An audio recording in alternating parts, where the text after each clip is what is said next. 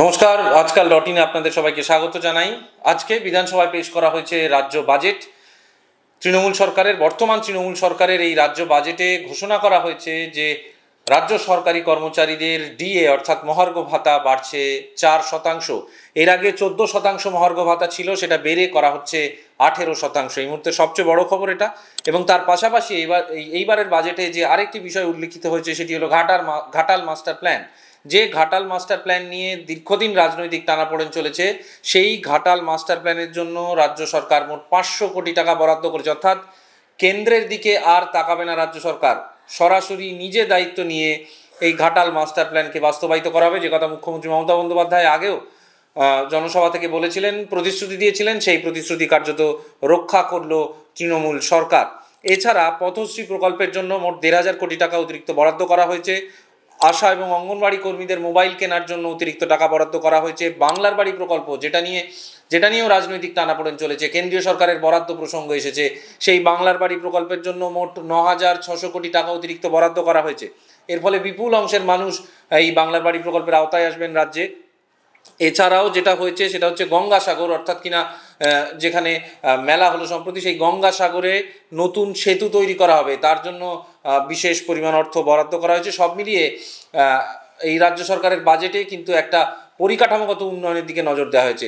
অর্থাৎ এই রাজ্য সরকারের বাজেটে তেমন চমক দেখানোর মতন কিছু না থাকলেও শুধুমাত্র এই ডিএ প্রসঙ্গ ছাড়া আসলে রাজ্য সরকার চেষ্টা করেছে রাজ্যের পরিকাঠামো, সমস্ত ক্ষেত্রের পরিকাঠামো যাতে উন্নত হয় সেই দিকে নজর দিতে, এবং একটি স্থির, একটি সুস্থিত উন্নয়ন যাতে করা যায় সেই দিকে নজর দিতে। আর এই প্রসঙ্গে, এই বাজেট প্রসঙ্গে আলোচনা করতে আমাদের সঙ্গে রয়েছেন জয়ন্ত ঘোষাল। আমি জয়ন্ত দার কাছ থেকে শুনে নেব যে তিনি কি বলছেন এবারে রাজ্য বাজেট নিয়ে। এবার পশ্চিমবঙ্গের বাজেট মানে একটা বিরাট চমকের পর চমক। পশ্চিমবঙ্গের মানুষ তারা এরকম বাজেট ভাবতে পারেনি যে পশ্চিমবঙ্গের মানুষের জন্য এরকম একটা বাজেটে এত ঘোষণা, এত চমক। আমরা নরেন্দ্র মোদীর কদিন আগে দিল্লির থেকে যে নির্মলা সীতারামনের বাজেট, সেই বাজেটের অনেক বস্তুনিষ্ঠ বিশ্লেষণ আমরা শুনেছি, কিন্তু এই রকম একটা রাজ্যের মানুষের জনতার জন্য যে জনমুখীনতা আমরা দেখতে পেলাম। ঘাটালে 500 কোটি টাকা, আমরা ঘাটাল মাস্টার প্ল্যান কিন্তু সত্যি যে ঘাটালের জন্য 500 কোটি টাকা বরাদ্দ করে কাজ শুরু করে দিতে বলা হলো। নদীর ভাঙন রোধের জন্য 200 কোটি টাকা, পথশ্রীর জন্য 1500 কোটি টাকা, বাংলার বাড়ির জন্য 9,600 কোটি টাকা। মমতা বন্দ্যোপাধ্যায় তার অর্থমন্ত্রী আনুষ্ঠানিকভাবে যে বাজেটটা প্লেস করেছেন, যার নেপথ্য শিল্পী মমতা বন্দ্যোপাধ্যায় স্বয়ং, এবং তিনি, আমি জানি যে গত কয়েক সপ্তাহ ধরে, তারও আগে থেকে উনি ভাবছেন যে কিভাবে কি করা যায়। তার কারণ পশ্চিমবঙ্গে অর্থনৈতিক যে অবস্থা, এটা ভুলে গেলে চলবে না, যেটা সর্বভারতীয় কেন্দ্রের যে সরকার, তার বাজেট নয়। রাজ্য নানানভাবে বঞ্চিত, কেন্দ্র বহু প্রকল্পে টাকা দেয় না, ডবল ইঞ্জিন না হলে টাকা দেবো না, এটা তো বিজেপির ঘোষিত নীতি। সেই জায়গায় এত বঞ্চনা, এত বকেয়া ঋণ, যেটা একটা লিগ্যাসি অফ লোন, তার ঋণগ্রস্ত একটা রাজ্যে মমতা বন্দ্যোপাধ্যায় যেভাবে আজকে বাজেটটা তিনি সাজালেন, তিনি যেভাবে, একটা জিনিস মনে রাখতে হবে, এটা আজও বোঝা যাচ্ছে যে মমতা বন্দ্যোপাধ্যায় তার যে মাটির যে যোগাযোগ, যে নারীর যোগ, সেটা কিন্তু বিস্তৃত হননি, ছিন্ন হয়নি সেই নারীর যোগ মানুষের সঙ্গে, গণদেবতার সঙ্গে।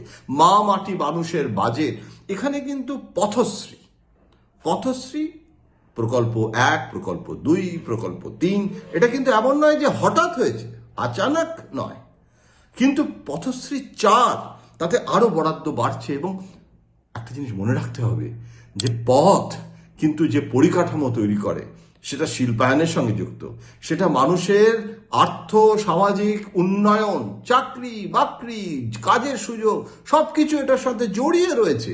সুতরাং বাজেটের এক একটা ঘোষণা রাজ্যের মানুষের যে কর্মসংস্থান, তারাশঙ্করের গণদেবতা পড়েছেন তো, অনিরুদ্ধ কামার, সে নগরায়নের দাপটে গ্রাম ছেড়ে চলে আসছে, সে আর কামারগিরি করতে পারবে না, তাকে চাকরি খুঁজতে হচ্ছে কিভাবে তার রুটি রুজি চলবে।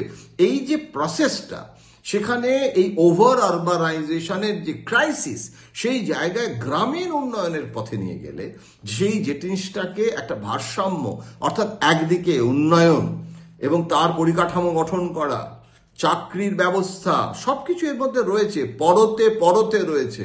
এবং একটা জিনিস মাথায় রাখতে হবে, মমতা কেন্দ্রের বঞ্চনার শিকার, তা সত্ত্বেও সেখানে কিন্তু আয়ের উৎস সন্ধান করতে হয়েছে এবং সেটার জন্য টিম মমতা বন্দ্যোপাধ্যায় কাজ করেছেন, অনেক দিন ধরে কাজ করছেন আমি জানি, এবং মুখ্য সচিবের একটা সক্রিয় ভূমিকা আছে।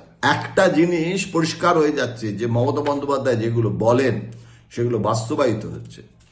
গঙ্গাসাগরে গেছেন, সেখানে গিয়ে যেগুলো বলেছিলেন যে গঙ্গাসাগরকে জাতীয় মেলা করো, এত সুন্দর ব্যবস্থা এবং নির্বিঘ্নে গঙ্গাসাগর মেলা উদযাপিত হলো। জাতীয় মেলা করলে কেন্দ্রের আর্থিক সহায়তা থাকে, কোনো সহায়তা ছাড়া উনি কিন্তু বলেছিলেন যে এই যে ব্রিজটা এটা করতে হবে এবং সেই ব্রিজের বুড়িগঙ্গার ওপর গঙ্গাসাগরে 500 কোটি টাকা বরাদ্দ করা হয়েছে। পরিসংখ্যান ঘোষণা এই সমস্ত গ্রাফিক্স আমরা পরিবেশন করছি আপনাদের, কিন্তু আমি আপনাদের কাছে এই সমস্ত পরিসংখ্যান এবং গ্রাফিক্স এবং তথ্য ভিত্তিতে যে বিশ্লেষণ এবং যার ভিত্তিতে আমি একটা রাজনৈতিক পটভূমি, তার রাজনৈতিক প্রেক্ষিত এই বাজেটের সেইটা তুলে ধরতে চাই। সেটা হচ্ছে মমতা বন্দ্যোপাধ্যায়। এটা শুধু 2026-এর ভোটের কথা যারা বলছেন, ভোট তো প্রত্যেকটা রাজনৈতিক দলকে তার মোকাবিলা করতে হয়। আমাদের দেশে তো প্রত্যেক বছরও ভোট হয়, পশ্চিমবঙ্গে তো কয়েক মাস অন্তর অন্তর যদি পুর নির্বাচন, পঞ্চায়েত নির্বাচন সব ধরা হয় তাহলে তো ভোটেরই স্রোত বয়ে চলে। সেটা নয়, কিন্তু মমতা বন্দ্যোপাধ্যায় একদিনের জন্য মানুষকে বিস্মৃত করে জমি অধিগ্রহণের সম্পূর্ণ অবজ্ঞা করে শিল্পায়ন করা, সবসময় একটা ভারসাম্য রক্ষা করে এগোতে চাইছেন। এই বাজেটেও কিন্তু মানুষের কথা ভাবা হয়েছে, রাজস্ব বাড়ানো, আবার কেন্দ্রের যে বঞ্চনা, সেই বঞ্চনার প্রতিবাদ সেটা রাজনৈতিক মঞ্চ তুলে ধরা।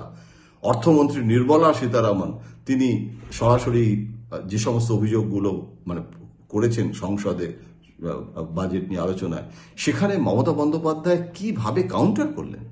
তার সাংবাদিক বৈঠক আমি খুব মনোযোগ দিয়ে শুনছিলাম, সাংবাদিকদের সঙ্গে তিনি যখন ব্যাখ্যা করছিলেন, একটা জিনিস খুব পরিষ্কার যে তিনি তার লক্ষ্যে স্থির, ভেরি ফোকাসড বাজেট, মানুষের বাজেট, এবং সব বাজেটেই সমালোচনা হতে পারে, সব বাজেটেরই আলোচনা হতে পারে, কিন্তু the philosophy of the budget is to reach to the people, the beneficiaries are people.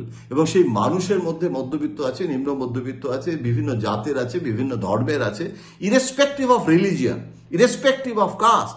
Mamata Bandyopadhyay কিন্তু করে দেখিয়েছেন এবং মমতা বন্দ্যোপাধ্যায় একা গোটা জিনিসটা কিন্তু হ্যান্ডেল করছেন এবং সেটা তিনি প্রমাণ করলেন যে তিনি পারেন।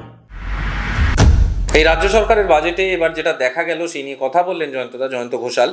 এই বাজেট পেশ করার পর মুখ্যমন্ত্রী মমতা বন্দ্যোপাধ্যায় একটি সাংবাদিক বৈঠক করেছেন। সেই সাংবাদিক বৈঠকে মুখ্যমন্ত্রী স্পষ্ট করে দিয়েছেন, তিনি বলেছেন যে বাংলার বাড়ি প্রকল্পে কাউকে বঞ্চিত করতে চাই না, অর্থাৎ কিনা কেন্দ্রীয় সরকার টাকা না দিলেও যাতে এই বাংলার বাড়ি প্রকল্পে কেউ বঞ্চিত না হন সেই দিকে রাজ্য সরকার নজর রাখছে এবং মুখ্যমন্ত্রী মমতা বন্দ্যোপাধ্যায় সেই বিষয়টি নিশ্চিত করেছেন। পাশাপাশি মুখ্যমন্ত্রী যে কথাগুলি বলেছেন সেই কথাগুলির মধ্যে অবশ্যই আছে চাকরির প্রসঙ্গ, অর্থাৎ কিনা কর্মসংস্থানের প্রসঙ্গ, কিভাবে সিলিকন ভ্যালি থেকে শুরু করে ইন্ডাস্ট্রিয়ালাইজেশন এই সমস্ততে স্থানীয় স্তরে এবং রাজ্য স্তরে কর্মসংস্থান হচ্ছে।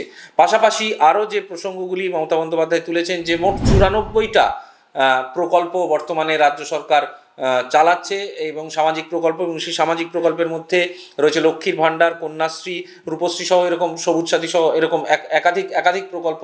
এবং মুখ্যমন্ত্রীরা স্পষ্ট করে দিয়েছেন, বলেছেন যে একই পরিবারের বিভিন্ন মানুষ এই প্রকল্পে কিন্তু সুবিধা পাচ্ছেন।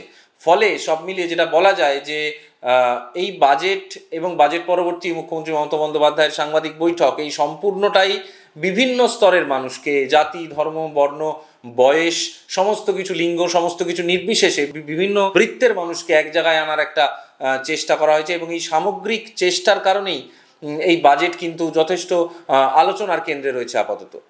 আপনারা নজর রাখুন আজকাল.in-এ।